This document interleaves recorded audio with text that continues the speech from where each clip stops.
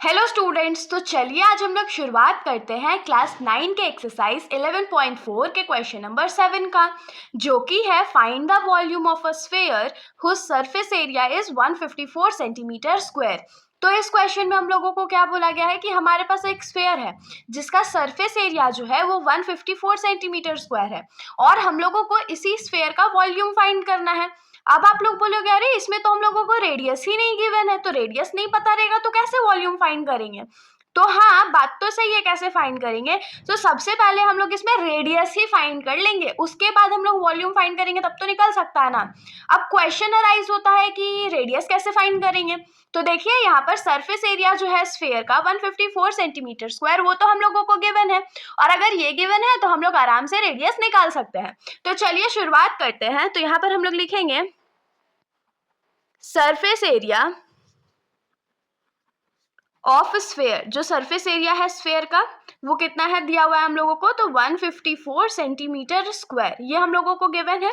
अब यहाँ आगे हम लोग क्या लिखेंगे, सरफेस एरिया का फॉर्मूला क्या होता है स्फीयर के लिए, तो 4 pi R square is equal to 154 centimetre square. ठीक है, अब 4 और पाई लेफ्ट साइड में मल्टीप्लाई में है ना, तो राइट साइड जब हम लोग उसको भेज देंगे तो वो डिवाइड में चला जाएगा, तो हम लोग इसको डिवाइड में पुट ऑन कर देते हैं। तो ये 4 पाई हो गया, ऊपर सेंटीमीटर स्क्वायर है और लेफ्ट साइड में हमारा आर स्क्वायर बाकी रह गया। तो आर स्क्वायर को अभी रहने देते हैं, पाई का वैल्यू पुट कर लेते हैं। तो 154 डिवाइडेड बाई 4 इंटू पाई का वैल्यू क्या हो जाएगा 22/7। अब यहाँ पर देखिए 2 बार डिवीजन है ना, तो हम लोग क्या करते हैं, ये 7 में जो डिनोमिनेटर है जब उसको रेसिप्रोकल करके सॉल्व करेंगे तो ये डिवाइड में है तो ऊपर जा करके मल्टीप्लाई हो जाएगा। तो आर स्क्वायर क्या हो जाएगा 154 into 7 divided by 4 into 22 centimetre square. अब जो वैल्यूज यहाँ पर हम लोगों से कट आउट होंगे हम लोग उसको सिंपली कट कर देंगे और जो नहीं कट होगा उसको तो हम लोग कुछ कर ही नहीं सकते। जैसे ही 2 के टेबल में ये 2 टाइम्स में जाएगा, 2 के टेबल में 7 बार में और 7 बार में।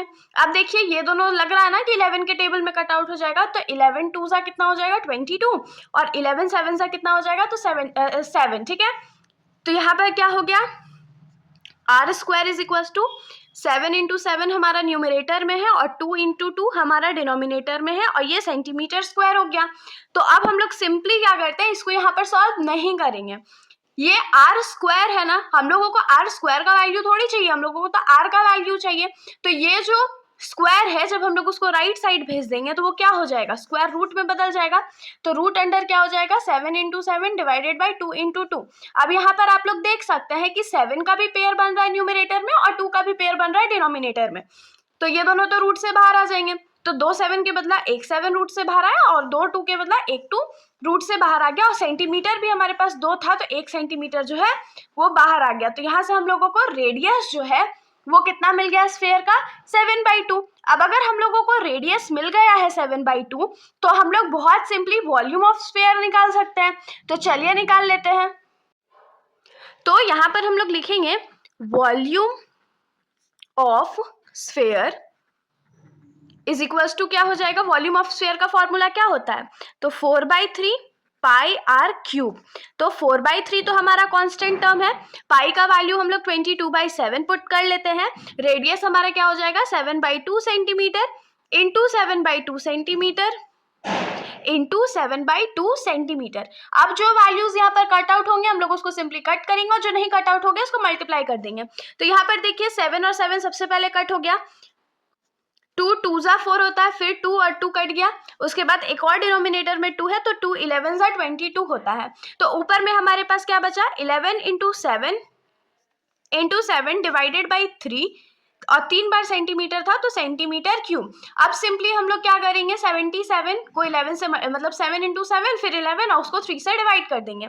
तो 11 into 49 divided by 3 centimetre cube. अब हम लोग इसको थोड़ा सा सॉल्व कर लेते हैं। तो 11 इंटू 49 हम लोगों को क्या मिल जाएगा 539 डिवाइडेड बाई 3 सेंटीमीटर क्यूब। और जब 539 को हम लोग फाइनली 3 से डिवाइड कर देंगे तो हमारा आंसर हो जाएगा 179.66 सेंटीमीटर क्यूब। यही हमारा वॉल्यूम हो गया। तो हम लोग लास्ट स्टेटमेंट लिख देते हैं कि hence the volume of sphere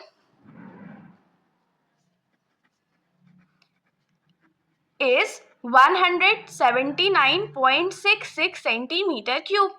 ये हमारा आंसर हो गया। तो होप सो कि आप लोगों को सॉल्यूशन अच्छा लगा। चैनल को सब्सक्राइब कीजिएगा और वीडियो को बिना लाइक किए बिना कहीं मत जाइएगा। Thank you.